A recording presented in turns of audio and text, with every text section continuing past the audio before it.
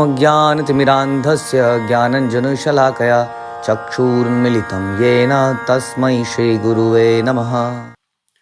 श्री चैतन्य चरितामृत अंत लीला चैप्टर 12 प्रयास संख्या 45।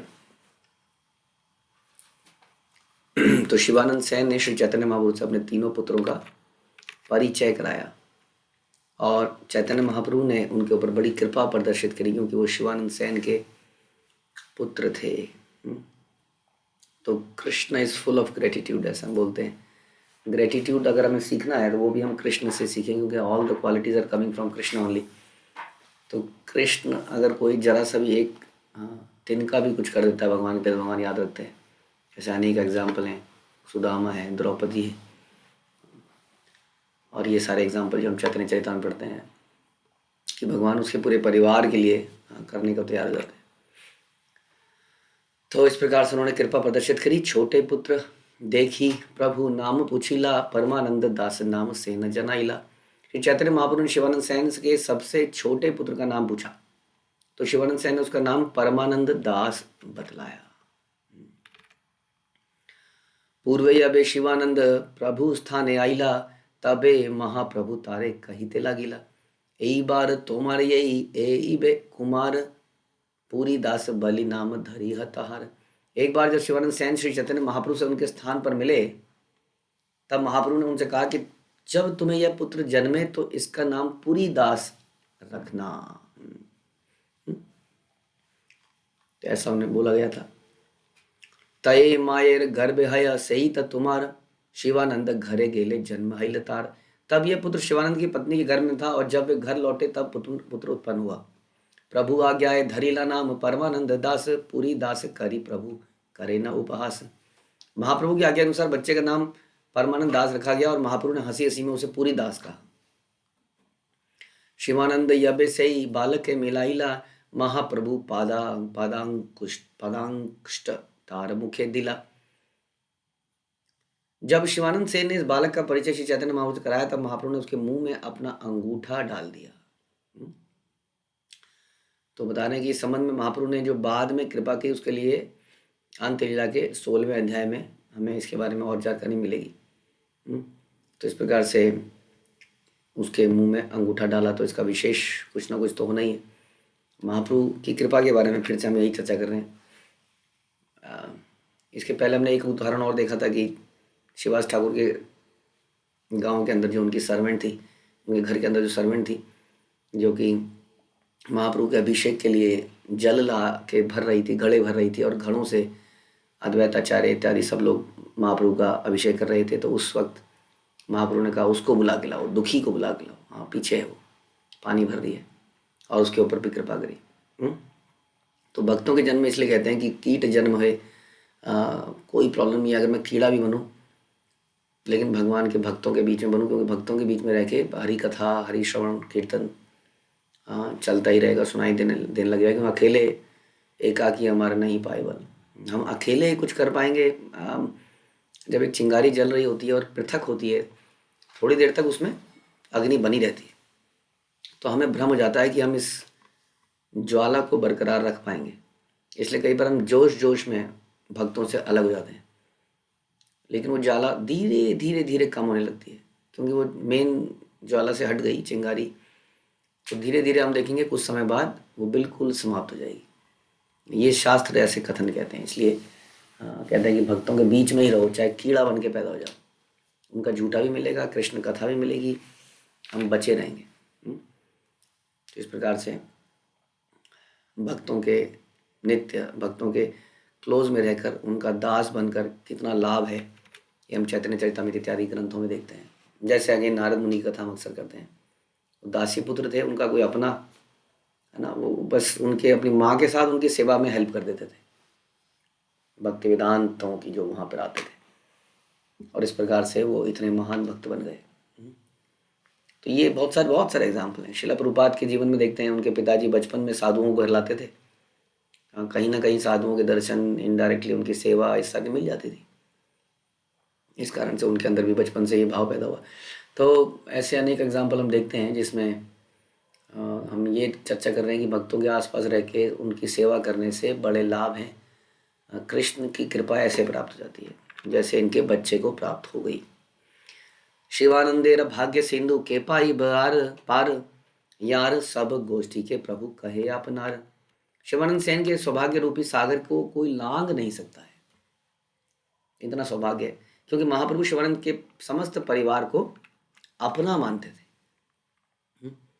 यही यही लक्षण है उसका जो हम चर्चा कर रहे हैं बार बार।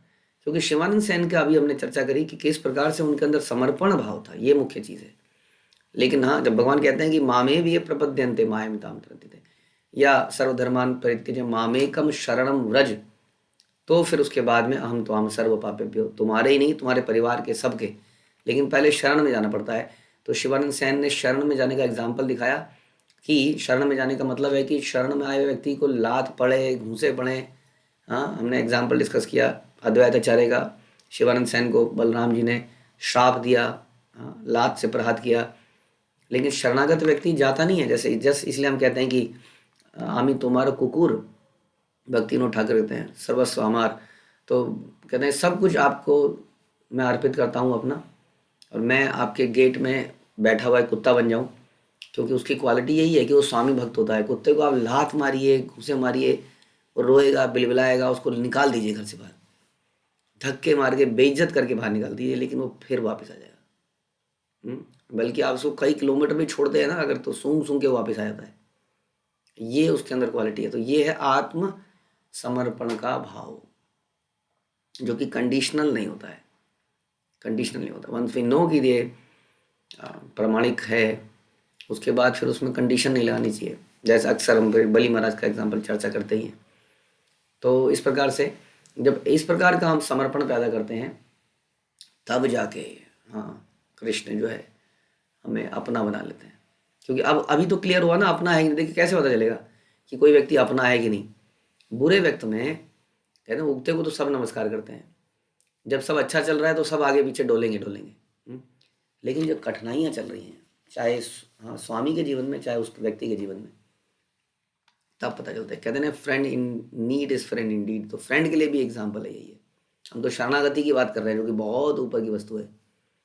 मित्र का भी तभी पता चलता है कि बुरे समय पर वो काम आया कि नहीं, है ना। उसी तरह शरणागत व्यक्ति का तब पता चलता है जब उसके जीवन में कष्ट आया किसी भी तरीके से। कष्ट का मतलब केवल कष्ट नहीं है बाहर के व्यक्तियों से कष्ट कई बार इंटरनली होता है। जैसे यहाँ पर कष्ट क्या था, इंटरनल था। शिवानंद सेन को इंटरनली कष्ट मिला ग्रुप के लोगों से ही, साक्षात भगवान से ही ग्रुप के लोगों से। और इससे पहले भी हमने कई ऐसे चीज़ें सुनी हैं जिसमें कि इंटरनली, जैसे हमने सुना कि रथ यात्रा के दौरान कैसे शिवास ठाकुर ने एक थप्पड़ मारा, और कैसे प्रताप रुद्र ने उसको समझाया कि ये तो कृपा है, एक्चुअली में ये थप्पड़ जो है कृपा है। तो हम ये चर्चा कर रहे हैं कि शरणागत कोई व्यक्ति है कि नहीं है, ये पता चलेगा जब कठिन समस्याएं आएंगी, जब बेइज्जती हो जाएगी, अपार दुख आ जाएगा, हम वंचित रह जाएंगे। जैसे एक और एग्जाम्पल आता है मुकुंद का, कि मुकुंद समहाउ किसी निर्विशेषवादी या कहीं पर चला गया लेक्चर सुनने के लिए। महाप्रभु को बड़ा क्रोध आया और महाप्रभु ने कहा तुम्हारी शक्ल नहीं देखूंगा। अब ऐसे में शरणागत व्यक्ति का बताया, हाँ इतने दिनों से मैं सेवा कर रहा हूँ, शक्ल नहीं देखेंगे, मैं भी तुम्हारी शक्ल नहीं देखूंगा। तुम ही थोड़ी हो, बहुत सारे लोग हैं। और आजकल कोई कल्चर ही ऐसा बन गया है, बहुत सारे गुरु हैं, क्या है, नहीं किसी और को बना लेंगे, किसी और के पास चले जाएंगे, या गुरु नहीं तो किसी और ग्रुप में चले जाएंगे, या एक यही संस्था थोड़ी है इस्कॉन, दूसरी भी है उसमें चले जाएंगे, इस प्रकार से। लेकिन मुकुंद ने क्या बोला, मुकुंद ने बोला क्या कभी ऐसा नहीं होगा कि मैं आपसे फिर से मिल पाऊंगा। तो भगवान ने बोला ना, आफ्टर मिलियंस ऑफ ईयर्स। और वो बड़े प्रसन्न हो गए। इसका मतलब मिलियन ऑफ ईयर, लाखों करोड़ों सालों के बाद आप मेरे से मिलेंगे। तो ये भी शरणागत का एक और भाव है कि नेग्लेक्टेड, त्यागे जाने पर व्यक्ति कैसा स्वभाव करता है। तो ये सारे एग्जाम्पल है। जब ऐसा व्यक्ति कर पाता है तब वो भगवान के हृदय को पसीज पाता है। अदरवाइज जब सब कुछ जीवन में सही चल रहा है, रिस्पेक्ट भी है, सेवाएं भी हैं, लोग भी हैं फेवरेबल, बातचीत बढ़िया है, आपस में रिश्ता अच्छा है, ऐसे समय पर तो हर कोई अच्छा व्यवहार कर लेता है। इसलिए कहते हैं कि एक आदमी की ग्रेटनेस का पता तब चलता है जब कितना, कहते हैं ना हम सीनियर हैं, हम 10 साल पुराने हैं जी। 10 साल पुराने क्या हैं, जरा से बोलते ही आप उत्तेजित हो जाते हैं और छोड़ के चले जाते हैं। कई बार पुराने पुराने लोग नए लोगों के सामने लड़ रहे होते हैं। हम्म, तो वास्तव में पुराने ये चावल नहीं है जो पुराना होगा तो अच्छा लगेगा, अच्छा हो जाएगा। बड़ा हुआ तो क्या हुआ, जैसे पेड़ खजूर। कोई सीनियर है कि नहीं वो उसके चरित्र से पता चलेगा। क्योंकि जो भक्ति में जितना डूबेगा, सीनियर मतलब है ना उसने अधिक साल बिताए, तो जितना डूबता जाएगा उतना ही उसकी शक्ल, मतलब उसकी कमर झुकती जाएगी। दर्द से नहीं, ह्यूमिलिटी से। जैसे हम कहते हैं कि पेड़ में जब फल ज़्यादा लगते हैं तो वो झुक जाता है। जब हम कहते हैं विद्या ददाति विनयम, या हम शास्त्र में सुनते हैं कि पंडिता समदर्शिना सुनी चैव छपा के चा, ये सारे लक्षण ये दिखाते हैं कि व्यक्ति जितना भक्ति में आगे बढ़ता है उसका सर झुकता चला जाता है, उसके अंदर ह्यूमिलिटी पैदा होती है। इसलिए कहते हैं कि ability to tolerate provoking situations, उससे पता चलता है व्यक्ति के सीनियरिटी का। तो इसलिए यहाँ पर ये बहुत इस तरह का एग्जाम्पल, हमने कई सारे एग्जाम्पल चर्चा किए, और इसका फल फिर ये मिलता है। कई बार हम लोग अनरीजनेबली अपने और अपने परिवार के लिए फेवर मांगते हैं, लेकिन भगवान तो फेवर अपने आप ही दे देते हैं, मांगने की जरूरत नहीं पड़ती है। यदि व्यक्ति समर्पण दिखाता है तब उसको ये मिलता है। फिर व्यक्ति किसी को हम देखते हैं कि इसके प्रति ऐसा क्यों, तो मेरे के लिए क्यों नहीं, अच्छा उसके बच्चे को इतना प्यार, मेरे बच्चे को प्यार क्यों नहीं, तो वो और ज़्यादा नीचे गिर जाता है।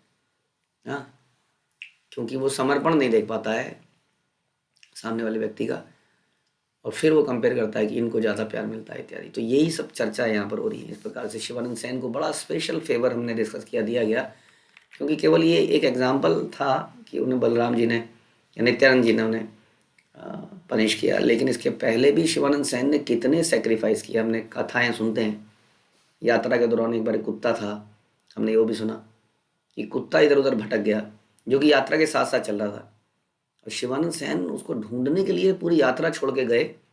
बड़े चिंतित हो गए थे कि यात्रा में चल रहा था। बाद में वो कुत्ता चैतन्य महाप्रभु के पास पाया गया। तो वहाँ पर भी एग्जाम्पल मिलता है कि कैसे एक एक की केयर करने के लिए वो चिंतित रहते थे। और हर साल इसको मैनेजमेंट में लगे रहते थे। और इस प्रकार से कई बार दोषारोपण भी होता था, होता ही है। ऐसे में हम कैसा चरित्र दिखाते हैं, क्या हमारा विश्वास डगमगाने लगता है दोषारोपण होने पर, क्या हम टूट जाते हैं, उसी पे पता चलेगा हम कितने समर्पित हैं। तबे सब भक्त नैया करिला भोजन, गोविंद देर आज्ञा दिला करी आचमन। महाप्रभु ने अन्य सारे भक्तों के साथ भोजन किया और हाथ मुंह धोने के बाद गोविंद को यह आज्ञा दी, शिवानंदेर प्रकृति पुत्र यावते अर्थाया, अमर अवशेष पात्र तारा ये न पाया।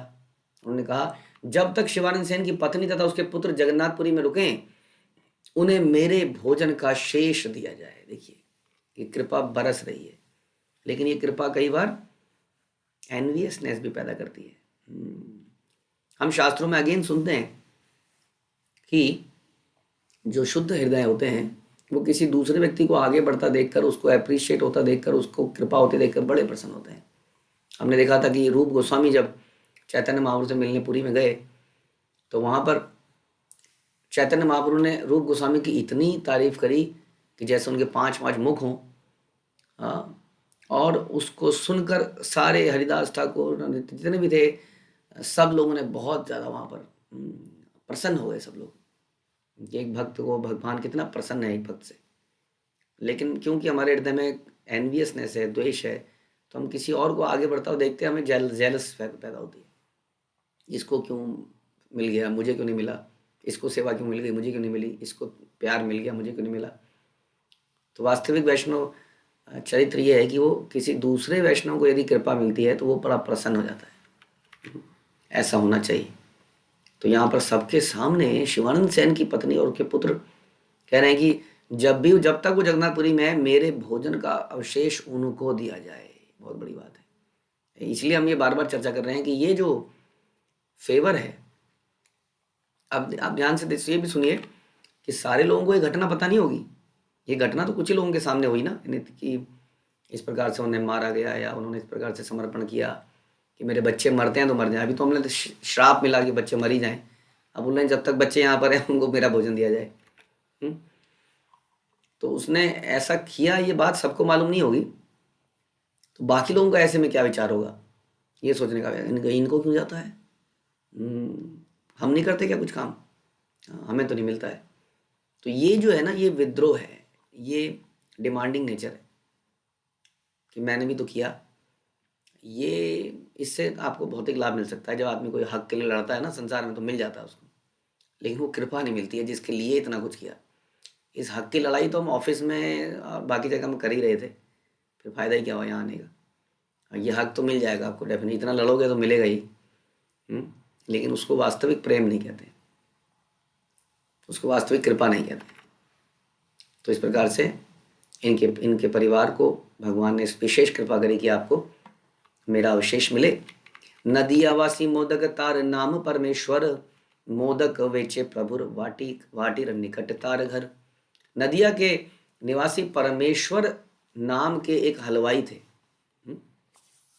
परमेश्वर नाम के एक हलवाई जो चैतन्य महाप्रभु के घर के पास में रहते थे। बालक काले प्रभु तार घरे बार बार यान, दुग्ध खंड मोदक दय प्रभु ताह खान। तो जब महाप्रभु बालक थे तब वे परमेश्वर मोदक के घर बारंबार जाते थे। वह हलवाई उन्हें दूध तथा मिठाइयां देता और महाप्रभु उन्हें खाते थे। प्रभु विषय स्नेह तार बालक काल हईते, सेवत सारा सही आइला प्रभुर प्रभुरे देखी थे। परमेश्वर मोदक बाल्यकाल से ही महाप्रभु के प्रति स्नेहिल थे और वे भी इस वर्ष जगन्नाथपुरी महाप्रभु के दर्शनार्थ के लिए आए। तो ये हलवाई थे, यानी कि हलवाई सोच हलवाई का दुकान अगर बंद हो जाए ना 3-4 दिन तो लोग कहीं और चले जाते हैं। अब ये पुरी में आए हैं, सोच लीजिए कितना समय आने में कितना समय जाने में, और जनरली ये लोग 4 महीने के लिए आए थे। तो इन्होंने अपना जीवन इस तरह से बना रखा था कि there is no other purpose, कि अपना जीवन की आवश्यकताओं से, देखो सबसे पहले क्या होता है, जीवन की आवश्यकताओं को कम करना पड़ता है।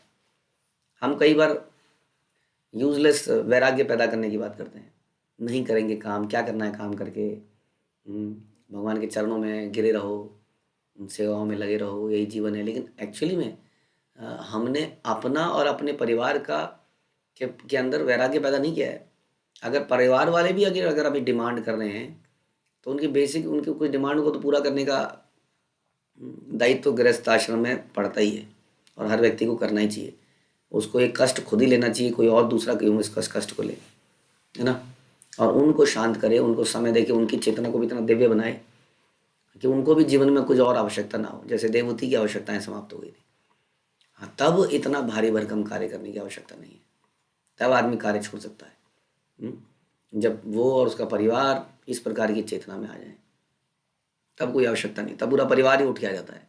तो इसलिए पहले आवश्यकताओं को कम करना पड़ेगा, पहले भोगों को, पहले अट्रैक्शन, फिजिकल मटेरियल अट्रैक्शन कम करना पड़ेगा, तब जाके आदमी ऐसा बन पाए। नहीं तो क्या होता है, कंपैरिजन शुरू हो जाता है, उसके पास है मेरे पास क्यों नहीं है, उसको मिल गया मुझे क्यों नहीं मिला, उसके घर में ये है मेरे घर में क्यों नहीं है, उसके घर में ये डिज़ाइन है मेरे घर में डिज़ाइन क्यों नहीं है, उसके घर में ये वस्तु है मेरे घर में क्यों नहीं है, सब लोग ऐसा कर रहे हैं हम क्यों नहीं कर रहे हैं, बहुत सारी चीज़ें आ जाती हैं। तो जब तक ये भावनाएं हैं ना तब तक तो फिर धीरे धीरे शुद्धिकरण के लिए आगे बढ़ा जाए, काम काज किया जाए, नो प्रॉब्लम, उसका फल भगवान को दे सकते हैं, धीरे धीरे शुद्ध हो सकते हैं। तो फल्गु वैराग्य पैदा नहीं करना चाहिए कि काम काज छोड़ दिया अब हम यात्राएं करेंगे या हम अब ऐसा कुछ कार्य करेंगे। तो पहले जीवन की आवश्यकताओं को कम किया जाए, साथ साथ यात्राएं, शुद्धिकरण के काम, मॉर्निंग साधना, समर्पण, आज्ञाकारिता, ये पैदा करें।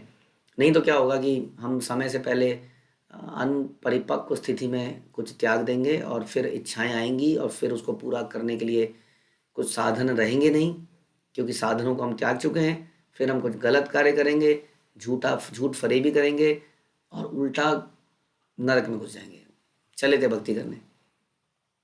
इसलिए फर्स्ट थिंग इज कि हम कैसे अपने जीवन को सरल बनाएं, अगर हमारे अंदर हमें और अधिक समय लगाना है तो इस प्रकार से यहाँ पर एक हलवाई जो है सब कुछ छोड़कर महाप्रभु के दर्शन करने के लिए पूरी में आते हैं। परमेश्वरा मुई बाली बली दंडवत कैला, तारे देखी प्रभु प्रीति प्रीते ताहारे पूछिला। उन्होंने महाप्रभु को नमस्कार करके कहा, मैं वही परमेश्वर हूँ। उन्हें देखकर महाप्रभु ने उनसे अत्यंत स्नेह के साथ प्रश्न पूछे, परमेश्वर कुशल हो भाल आइला मुकुंदार माता आसी याचे से ही प्रभुर कहिला। श्री चैतन्य महाप्रभु ने कहा, हे परमेश्वर आपका मंगल हो, अच्छा हुआ कि आप यहाँ आए हो। तब परमेश्वर ने महाप्रभु को बतलाया, मुकुंद की माता भी आई है। मुकुंदार मातार नाम सुनी प्रभु संकोच हिला, तथापि ताहार प्रीते किछु न बलिला। अब मुकुंदार माता का नाम सुनकर श्री चैतन्य महाप्रभु को संकोच हुआ, किंतु परमेश्वर के स्नेहवश उन्होंने कुछ कहा नहीं। परमेश्वर यानी कि वही मोदक या हलवाई। तो सन्यासी को तो स्त्री का नाम सुनना भी निषिद्ध है, और चैतन्य महाप्रभु अपने व्रत में के पालन में बड़े कठोर थे। परमेश्वर ने महाप्रभु को बताया कि उनकी पत्नी मुकुंदार माता भी उनके साथ आई है, उन्हें उसका उल्लेख नहीं करना चाहिए था। इसलिए महाप्रभु को क्षण भर संकोच हुआ, किंतु परमेश्वर के प्रति स्नेह के कारण वे कुछ बोले नहीं। कि चैतन्य महाप्रभु परमेश्वर मोदक को अपने बचपन से जानते थे, इसलिए परमेश्वर ने अपनी पत्नी के आने की बात बिना सोचे समझे महाप्रभु को बतलाई। प्रश्रय पागल शुद्ध वैदक दी न जाने, अंतरे सुखी हैला प्रभु तार से ही गुणे। घनिष्ठता के साथ कारण कभी कभी सामान्य शिष्टाचार का उल्लंघन हो जाता है ना, घनिष्ठता के कारण हो जाता है। जैसे अर्जुन भगवान को बोलते हैं, अर्जुन हे भगवान, हे केशव, मैंने आपके प्रति बड़े अपराध करे, कई बार आपको हाथ रख दिया सोते हुए, कई बार आपके ऊपर टांग रख दी होगी, आपको केशव करके बुलाया, हाँ इत्यादि मैंने ऐसे। तो घनिष्ठता के कारण ऐसा हो जाता है। वो तो साख्य रस में थे, लेकिन हम साख्य रस में नहीं है ना। तो इसलिए हमेशा ध्यान रखने की आवश्यकता है कि घनिष्ठता के कारण उल्लंघन ना हो जाए, लेकिन कई बार हो जाता है। अतएव परमेश्वर ने अपने सरल तथा स्नेहमय आचरण से वास्तव में महाप्रभु के अंतर को सुखी बनाया। तो यही हम चर्चा कर रहे थे कि कुछ भक्त जो है भगवान के साथ साख्य वात्सल्य इत्यादि रसों में होते हैं, क्योंकि हम लोग अपने आप को अननेसेसरली किसी रस में ना मानकर दास रस में माने सबके प्रति, तो यही बेटर है। और हमेशा आचरण शिष्टता का पालन करें। पूर्ववत सब अलैया गुंडीचा मार्जन, रथ आगे पूर्ववत करीला नर्तन। सारे भक्तों ने गुंडीचा मंदिर मार्जन में भाग लिया और रथ यात्रा में रथ के समक्ष उसी तरह नृत्य किया जिस तरह उन्होंने पहले किया था। तो ये सारे भक्त आए यहाँ पर, और बीच में जस्ट एक छोटी सी घटना यहाँ पर हमने चर्चा करी कि किस प्रकार से हमारे चर्चाओं में भी ऐसा विषय नहीं होना चाहिए ना। हम क्या कहते हैं ना कि स्त्री संगी के साथ बड़ा मुश्किल है, रहना नहीं चाहिए। चाहे स्त्री के साथ रह, लेकिन स्त्री संगी मतलब भोगने की प्रवृत्ति जब होती है। अब भोगने की प्रवृत्ति आ जाती है जब चर्चाएं होती है, जब चर्चाएं होती है। तो इस प्रकार की चर्चाओं से हमें बचना चाहिए। बेसिकली महाप्रभु ये दिखा रहे हैं कि पुरुष लोग स्त्रियों की बातें करते हैं, स्त्रियां पुरुषों की बातें करती हैं। उन बातों से बचने का प्रयास करना चाहिए, क्योंकि धीरे धीरे वहाँ से फिर मेंटल स्पेकुलेशन चालू हो जाती है। आँखों से देखना तो बहुत ही दूर की बात हो गई, मोबाइल्स में इत्यादि में। इवन जो चर्चाएं हैं, अक्सर दो पुरुष खड़े होते हैं तो किसी स्त्री की चर्चा कर रहे होते हैं समाज में। छोटे छोटे बच्चे भी स्त्रियों की चर्चा कर रहे होते हैं। तो ये बिल्कुल चरित्र का हनन हो जाता है इससे, इसलिए इससे बचना चाहिए। महाप्रभु ने एक छोटा सा एक एपिसोड में दिखाया। चातुर्मास्य सब यात्रा कैला दर्शन, मालिनी प्रभृति प्रभु रे कैला निमंत्रण। भक्तों ने 4 महीनों तक सारे उत्सव मनाए। मालिनी इत्यादि पत्नियों ने श्री चैतन्य महाप्रभु को भोजन के लिए निमंत्रण भेजा। प्रभुर प्रिय नाना द्रव्य आनी अच्छे देश हिते, से ही व्यंजन करी भिक्षा देना घर भाते। भक्तगण अपने साथ बंगाल से नाना प्रकार के बंगाली भोजन ले आए थे। हमने पहले भी चर्चा सुनी थी कि हर कोई कुछ ना कुछ बना के लाया था। हमने सुना था राघव पंडित की राघव झाली, जो कि बहुत सारे व्यंजन बना के लाए थे। तो भक्तगण पर कई चीज़ें लेके आए थे, क्योंकि भक्तों का यही भक्ति की सरलता है। हमने चर्चा करी थी कि भक्ति का मतलब भक्तों के बीच में आदान प्रदान, सेवा,